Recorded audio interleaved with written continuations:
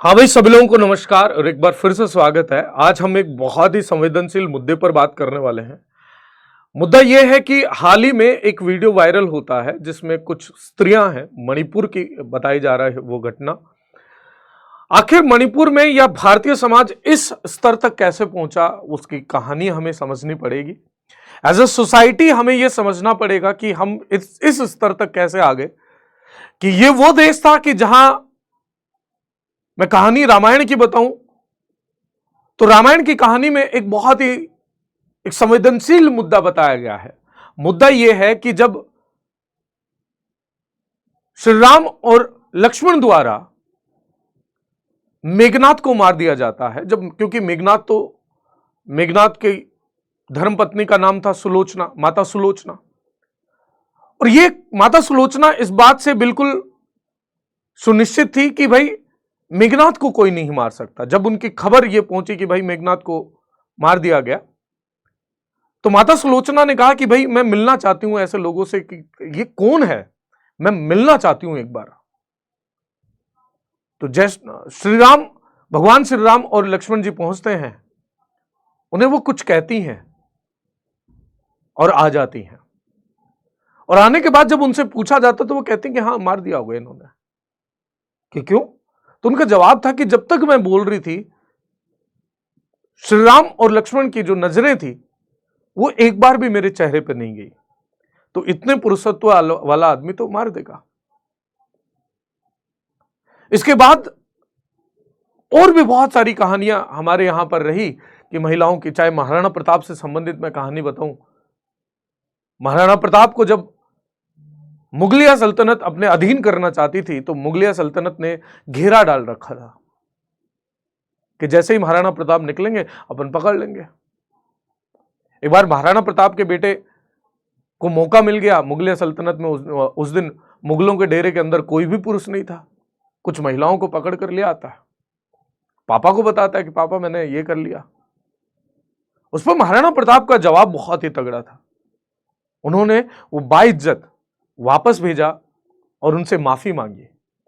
और वही भारत है कि वहां एक इंसिडेंट ऐसा होता है जो बहुत ही, मैं कहूंगा कि एक सोचने भयावह सीन था। वो आखिर मणिपुर में ऐसा क्या हुआ, मणिपुर के इतिहास में क्या कुछ ऐसा है, क्या मणिपुर के पड़ोसी देशों का कुछ प्रभाव ऐसा है कि मणिपुर इतने डिस्टर्बेंस पे पहुंच गया।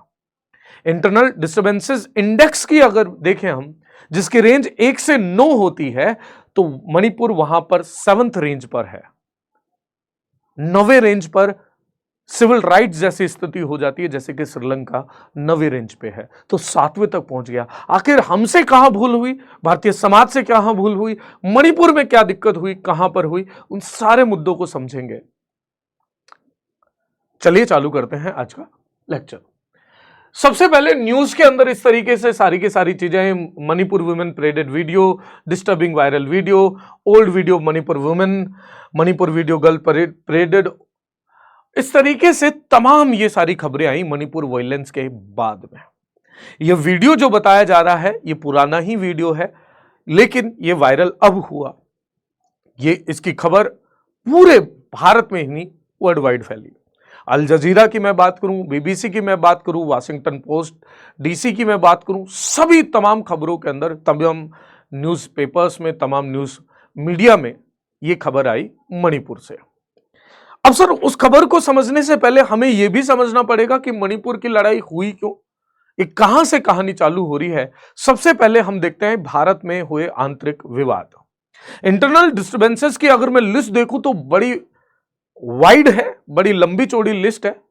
लेकिन बड़े अगर मैं इंटरनल डिस्टर्बेंसेस देखूं तो सबसे पहले 1983 में नेले मास्कर जो हुआ, 1984 में एंटी सिख राइट्स हुए, 2002 में गोधरा इंसिडेंट हुआ, और अभी अगर मैं बात करूं मणिपुर इंसिडेंट की, तो ये भी कहीं ना कहीं इतनी सारी इसमें डेथ हो चुकी हैं, ये भी इस सूची के अंदर आ चुका है।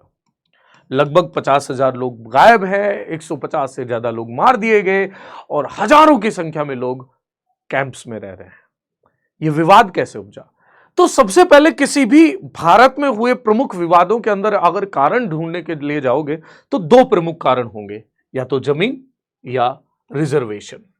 अगर मणिपुर के मुद्दे की मैं बात करूं तो मणिपुर मुद्दे में ये दोनों ही विवाद है। जमीन भी उस विवाद का एक कारण है और रिजर्वेशन दोनों कारण है। अगर बात करें मणिपुर के इतिहास की तो बिफोर 1947 जब ब्रिटिश हुकूमत हमारे यहां रहा करती थी, खासकर के नॉर्थ ईस्ट के अंदर जितने भी प्रोविंसेस हुआ करते थे, जहां अप्रत्यक्ष रूप से ब्रिटिश शासक हुआ करता था, ब्रिटेन शासन अप्रत्यक्ष रूप से कार्य करता था, तो उन प्रिंसली स्टेट्स को ब्रिटेन द्वारा यह कहा जा रहा था कि हमारे जाने के बाद तो आपको हम आजाद कर देंगे। आजादी के बाद इनको एक करने की बात आई, तो उसी क्रम में 1947 में जब अंग्रेजों ने मणिपुर छोड़ा, तब से मणिपुर का शासन महाराजा बोध चंद्र के कंधों पर पड़ा और 21 सितंबर 1949 को भारत के साथ विलय की संधि हो जाती है। यह विलय संधि का ही एक सीन है, एक फोटो है। 1956 से लेकर 1972 तक यूनियन टेरिटरी का स्टेटस रहा और 1972 से लगातार आज ये राज्य का दर्जा मणिपुर के पास है। राज्य का दर्जा मिलने के बाद भी बहुत सारे विवाद हुए। मणिपुर खास करके ये 7 सिस्टर्स के अंदर अरुणाचल प्रदेश हुआ, मणिपुर हुआ, नागालैंड हुआ, इनमें हमेशा से ये डिस्टर्बेंसेस रहे। इसीलिए लगभग 1980 से लेकर 2004 तक डिस्टर्ब्ड एरिया एक्ट यहां पर इंप्लीमेंट किया गया और उसी दौरान से AFSPA, arm forces special provisions act, ये 2022 तक लगा रहा। मणिपुर के अंदर कुछ एरियाज में, मणिपुर के एरियाज में इन अफस्पा को हटा दिया गया। काफी विवादास्पद, सबसे ज्यादा विवादास्पद रहने वाला अधिनियम है AFSPA, arm forces special provision act. तो ये सारा का सारा गुस्सा मणिपुर के लोगों में भरा हुआ ही था। अब देखो मणिपुर की सिचुएशन देखना। मणिपुर में एक जो एरिया है, ये वाला जो एरिया, ये वाला है, इस एरिया को बोलते हैं वैली एरिया। ये क्या है? Valley area. और बाकी जो बचा एरिया है वो आपका है हिल एरिया। कौन सा है?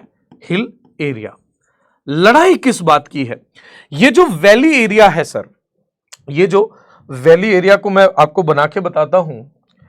ये जो वैली एरिया है सर, इस वैली एरिया में जो लोग रहते हैं वो है मैतीस। कौन सी ट्राइब रहती है? मैती ट्राइब, मैतीस।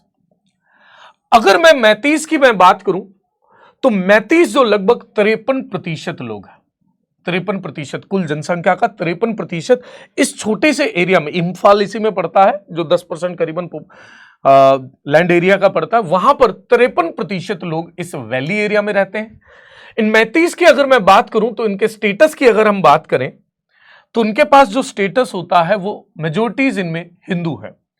कास्ट स्टेटस की अगर मैं बात करूं तो ओबीसी और एससी का इन्हें स्टेटस मिला हुआ है। बाकी का जो हिली एरिया है, इस हिली एरिया में कुकी और नागा जनजाति यहां पर रहती है। अच्छा, कुकी और नागा जनजाति की अगर मैं बात करूं तो ये 40% है कुल जनसंख्या का, और ये हिली एरिया में, ये जो येलो के बाहर वाला जो एरिया ना, यहां पर रहती है। और मेजोरिटी इसमें क्रिश्चियंस हैं और कास्ट स्टेटस जो है उन्हें शेड्यूल्ड ट्राइब का मिला हुआ है, शेड्यूल्ड अनुसूचित जनजाति का मिला हुआ है। अच्छा, यहां एक रूल है। वो रूल क्या है कि भैया ये जो एसटी वाला जो एरिया है, ये जो बाहर का हिल वाला एरिया जहां एसटी रह रही है, कुकी और नागा रह रहे, यहां पर बाकी लोगों को लैंड राइट्स नहीं होते, जमीन के अधिकार नहीं होते। एसटी की जमीन केवल एसटी ही खरीद सकता है, मैतीस ये जमीन नहीं ले सकते। पहली चीज। दूसरी चीज, ये जो वैली वाला एरिया है मैतीस वाला, यहां पर आपको हॉस्पिटल्स मिल जाएंगे, यहां पर आपको शॉप्स मिल जाएंगी, तो ये थोड़े से एडवांस है, ये थोड़े ट्राइबल एरिया है। अब सर विवाद कहां से उपजा? ये तो पहले से चलता आ रहा था। लगातार मैतीस डिमांड कर रहे थे शेड्यूल्ड ट्राइब में आने की, कह रहे थे कि भैया ट्राइबल स्टेटस हमें दे दीजिए ताकि हम जाकर यहां भी जमीन ले पाए। विवाद उपजता है, 3 ट्रिगर पॉइंट थे इस विवाद में। सबसे पहले मणिपुर हाईकोर्ट का एक ऑर्डर। मणिपुर हाईकोर्ट के ऑर्डर में यह कहा जाता है कि मैतीस को भी शेड्यूल्ड ट्राइब का दर्जा दिया जाना कंसीडर किया जा सकता है। कंसीडर करने की बात करी कि भैया राज्य सरकार, केंद्र सरकार इस पर नजर डाले, इसको कंसीडर कर सकते हैं। पहली चीज। अब इससे जो ट्राइबल एरियाज के अंदर रहने वाले लोग थे, कुकी एंड नागा, इन्होंने एक ट्राइबल मार्च भी निकाला। इन्होंने सबने एकजुट होकर ट्राइबल सॉलिडरिटी मार्च निकाला, जो 2 अप्रैल को निकाला गया। वहां थोड़ा विवाद हुआ। इसके बाद इस ट्राइबल एरियाज के अंदर, इन ट्राइबल एरियाज के अंदर जो इलीगल कुछ लोगों ने अपने एनक्रोचमेंट कर रखे थे, कुछ बना रखा था, एक एविक्शन ड्राइव चलाई जाती है मणिपुर सरकार के द्वारा। वहां इन लोगों के घर वगैरह जो इन्होंने गैर कानूनी तरीके से ट्राइबल एरियाज में बना रखे थे, वो हटा दिए। तो कुकी और नागा इसलिए गुस्सा हो गए। यहां पर कुकी और नागा को लगा कि भैया एसटी अगर 35 को मिल रही है तो हम लोग कैसे, जो हमारा एक मोनोपोली बन रखा था वो। तीसरा और बहुत इंपॉर्टेंट एक ट्रायंगल वो भी है ड्रग्स ट्रेड इन मणिपुर। असल में मणिपुर के आप पड़ोसी राज्य जब आप देखोगे, मणिपुर के पड़ोसी देश जब आप देखोगे तो यहां पर म्यांमार आपको दिखता है। म्यांमार आएगा, फिर थाईलैंड आएगा, फिर लाओस आएगा, और ये गोल्डन ट्रायंगल का हिस्सा है। गोल्डन ट्रायंगल अपने पॉपी बिजनेस, पॉपी जो कि एक ड्रग है, ड्रग्स के लिए जाना जाता है गोल्डन ट्रायंगल। उसका कुछ हिस्सा जो म्यांमार का यहां मणिपुर से जो लग रहा है, ये यहां पर ड्रग ट्रेड के पॉइंट्स भी थे, जहां ड्रग प्रोड्यूसर से ड्रग ट्रेडर बनता जा रहा था। ड्रग्स की बड़ी कैंपेन भी चल रही थी सरकार द्वारा, ड्रग्स की बड़ी समस्याएं आ रही थी। अब ये सारा मिलकर एक साथ गुस्सा फूटता है, जो आपको मणिपुर में विवाद लंबे समय तक, आपको बहुत लंबा ये विवाद चल रहा है। अब इसमें एक घटना होती है, घटना का क्रम मैं आपको बताऊं तो एक वीडियो आता है सोशल मीडिया पर, जिसमें भीड़ द्वारा 2 कुकी महिलाओं को, कौन महिलाएं थी, कुकी महिलाओं को, मैं वो शब्द भी नहीं बोल सकता, कर घुमाया जा रहा है। यह 4 मई का है, जो मणिपुर में चल रही झड़पों में से एक दिन के बाद है। इसके पीछे की कहानी जो एलिजिडली बताई जा रही है, वो ये बताई जा रही है कि 35 को किसी ने ये कहा कि भाई उनकी महिलाओं के साथ रेप किया गया कुकीज के द्वारा। ये एलिजिडली है, कहा गया है। इसकी कोई भी अभी एविडेंशियल या कोई फैक्चुअल इसमें कोई रिपोर्ट नहीं आई है। ऐसे में कुकी जो गांव था उस पर 35 हमला कर देते हैं। उसमें से 4 महिलाएं ये भागने लगती हैं। इन महिलाओं के पति और बेटे भी इसमें शामिल थे। ये जब भाग रहे होते हैं तो ये पुलिस पे चले जाते हैं, पुलिस के पास चले जाते। पुलिस को घेराबंदी कर इन कुकी महिलाओं को छुड़ा लिया जाता है, और उसके बाद की ये घटना है। इसमें से एक महिला के पति की वहीं हत्या कर दी जाती है, एक महिला के बेटे को वहीं मार दिया जाता है। शिकायत के मुताबिक जब उनके गांव पर हमला हुआ तो महिला एक समूह में थी जो भीड़ से बच रही थी। शिकायत में कहा गया कि समूह को पुलिस ने बचाया और फिर पुलिस स्टेशन ले जाया जा रहा था, और मैती भीड़ ने, क्यों भीड़ का तो नाम नहीं है, मैती भीड़ ने उन्हें रोका और उनसे छीन लिया। 18 मई को कांगपोकी जिले में सैकुल पुलिस द्वारा एक 0 एफआईआर दर्ज की गई। इसे 0 एफआईआर दर्ज करेगी, इसे नोंगपोंग सेकमाई पुलिस स्टेशन को भेज दिया गया।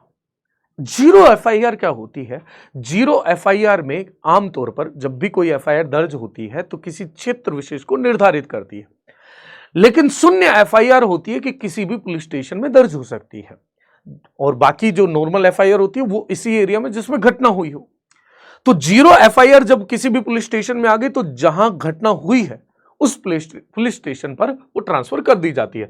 तो कांगपोकपी जिले में सैकुल पुलिस द्वारा 0 एफआईआर दर्ज करी गई और नोंगपोक सेकमाई पुलिस स्टेशन को यह भेज दी गई। इस 0 एफआईआर में कहा गया कि 800 से 1000 की संख्या में अज्ञात बदमाशों के खिलाफ बलात्कार और हत्या का आरोप लगाया गया।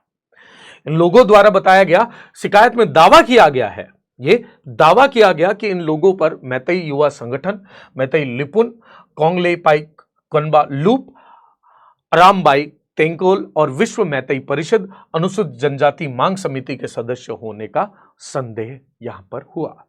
इसके बाद मणिपुर में और आग उपजी, पूरे देश में उपजी। घटना इस तरीके से जो लगातार एक गलती होती चली जा रही थी। अब इसमें गलती किस बात की है, गलती किसकी है? कुछ लोग कहते हैं सर सरकार की गलती है, कुछ मीडिया की गलती बताते हैं। और कुछ एडमिनिस्ट्रेटिव भी गलतियां यहां पर हुई। गलतियां यह भी हुई कि जब यहां पर ये सारी की सारी घटनाएं होने लगी, जब ये मणिपुर आग में जल रहा था, तब यहां पर right to life, right to internet बंद कर दिया गया, जिससे कि मणिपुर हाईकोर्ट का ऑर्डर, जो सही मायने में जो ऑर्डर था, उसकी असलियत लोगों तक पता चलती। राइट टू एजुकेशन, यहां पर स्कूल संस्थान, कॉलेज संस्थान बंद कर दिए गए, इंटरनेट की सुविधा बंद हो गई, लोग व्यापार नहीं कर रहे, लेन देन नहीं कर रहा, तो काम नहीं है। अब वहां पर अब कोई बाहर से भी कोई सकारात्मक जानकारी नहीं आ पा रही है, तो इसीलिए वो अंदर ही अंदर एक अविश्वास इतना बनता चला गया कि इन दो जनजातियों के बीच इतनी बड़ी खाई होगी। तो बात रही है अब सर इसका सॉल्यूशन क्या है। सॉल्यूशन की भी बात करना जरूरी है, तो सॉल्यूशन इसमें कुछ शॉर्ट टर्म है, कुछ लॉन्ग टर्म है। शॉर्ट टर्म सॉल्यूशन एक तो ये हो सकता है कि नॉर्थ ईस्ट में ये मुद्दे आम हैं, जनजातीय लड़ाइयां बहुत हैं, तो इसके लिए नॉर्थ ईस्ट के लिए एक स्पेशल कोई ऑर्गेनाइजेशन, एक काउंसिल बनाई जाए केंद्र सरकार के द्वारा, और समय समय पर उसमें एक समीक्षा करी जाए और जांच करी जाए। दूसरी चीज इसमें यह भी करी जा सकती है कि यहां पर जो ये संगठन है, इनके अध्यक्षों को बुलाया जाए और केंद्र सरकार या बाकी वहां के लोगों की आम सहमति से चीजों को थोड़ा मोल्ड करा जाए। तीसरी चीज, अवेयरनेस फैलानी चाहिए, सरकार द्वारा ज्यादा से ज्यादा अवेयरनेस फैलाई जानी चाहिए, कैंपेन चलाई जानी चाहिए, ताकि थोड़ी सी ये खाई बंद हो। लॉन्ग टर्म अगर मैं बात करूं सर, इंस्टेंट, शॉर्ट टर्म और सॉल्यूशन क्या हो सकता है, तो लास्ट में कॉन्स्टिट्यूशनल मशीनरी की फेलियर पर इमरजेंसी के भी हालात हैं, इमरजेंसी भी लगाई जा सकती है। तो ये है लॉन्ग टर्म सॉल्यूशन, वही वाद करना पड़ेगा, कम्युनिकेशंस के दरवाजे खोलने पड़ेंगे और सरकार या बाकी लोगों द्वारा मध्यस्थता कर दोनों समुदायों के अंदर बात थोड़ा सा करवाई जाएगी, तभी थोड़ा सा वो सॉल्यूशन लॉन्ग टर्म में हमें मिल सकता है। तो इस तरीके से इस विवाद से निपटा जा सकता है। इनके कारणों की वजह भी मैंने आपको बताई, विविधता के बारे में बताया, और एक महिला की कहानी भी मैंने, 2 महिलाओं की कहानी भी आपको बताई कि भैया इस तरीके से हुआ, भारतीय समाज में ये भी हुआ है।